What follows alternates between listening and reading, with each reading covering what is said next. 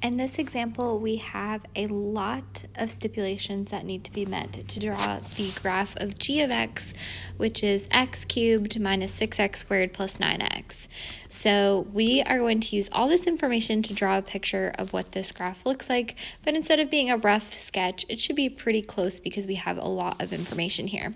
So first of all, we have our end behavior as x goes to negative infinity. So remember, x axis runs left to right. So as x goes to negative infinity, that's going to be to the left, and as x goes to positive infinity, that's out to the right. So just keep that in mind.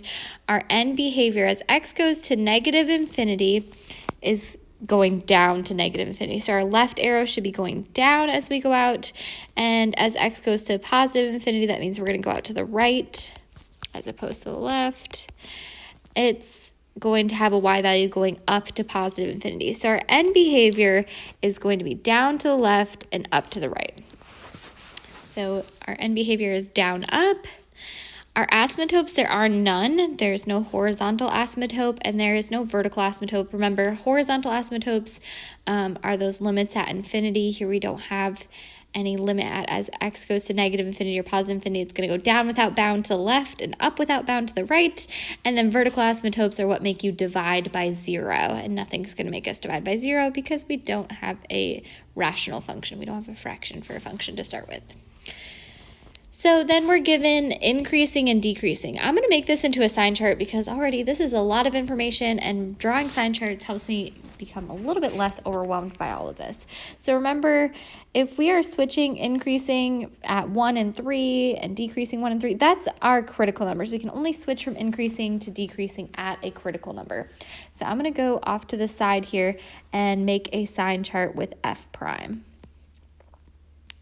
So we're switching at 1 and at 3 based on those numbers. So it's increasing from negative infinity to 1. So we're going to start off increasing, and then from 3 to infinity. So another increasing over here. And it's decreasing from 1 to 3. So it's negative here. So to just sketch this, I am increasing, I have a critical number, I'm decreasing critical number, and then increasing again. So there's a rough sketch of what the graph is going to look like already. So from this, of course, because we switched from increasing to decreasing, we are going to get a relative max at 1, and then decreasing and increasing, that's going to give us a relative min at 3. And we're actually given these full points here, so we don't have to plug in and find those y values. The next part says the relative max is at 1, 4, and the relative min is at 3, 0. So let's go ahead and at least plot those points. So we have a maximum at 1, 4. So I'm going to put the point 1, 4 in here. And then at the point 3, 0. So there's my 3, 0 for the relative min. I always like to start by plotting points. Before we draw the general shape, I'm going to make a sign chart out of the next piece of information. I'm given the concavity and inflection points. So I'm going to make a sign chart out of the second derivative. And it should match the shape of that first derivative because it is modeling the same function. So it's concave up from 2 to infinity and concave down from negative infinity to 2. So it looks like our inflection point is at 2. Would be our possible inflection point, but I can already see it as changing concavity.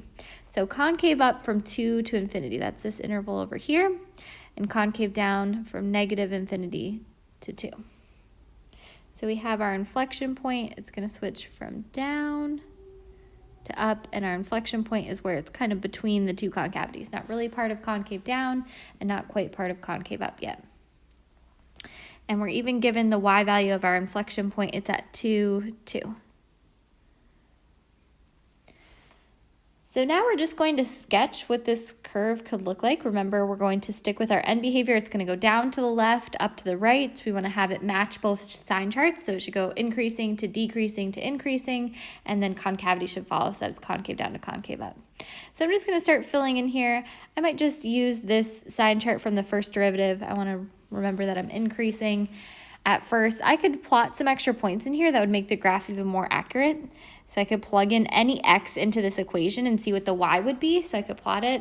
Maybe I'll just plot at least one point just to show you. So see if I wanted to find the y value at 0, for instance. I already know the y value at 1 is 4, 2 is 2 and 3 is 0, just from knowing the max, min, and inflection points. But let's say I want to know the y value at 0. I'd plug in 0 to this function and see what the y value is. 0 cubed minus 6 times 0 squared plus 9 times 0 is just going to give me 0. So I could definitely keep going. I could plug in -1 to this function and +4 and 5 and just keep plugging in and finding some y values, and my sketch would only get more and more accurate. But I'm good with just those few points there. So I want to remember that I'm increasing to start. So I'm going to draw something increasing, and then it's decreasing between 1 and 3, and then it's increasing after 3. I can continue this off here. So there's a sketch of what this could look like.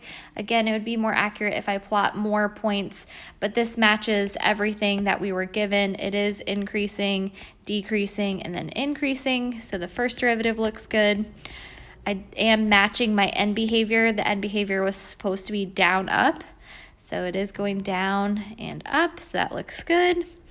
And then lastly, my concavity, it is concave down. It looks part of an upside down U, and then it switches to be a right side up U, so it switches to be concave up. So I'm matching all of my different stipulations as well as going through the points that I was supposed to. So there's a pretty accurate sketch of the graph.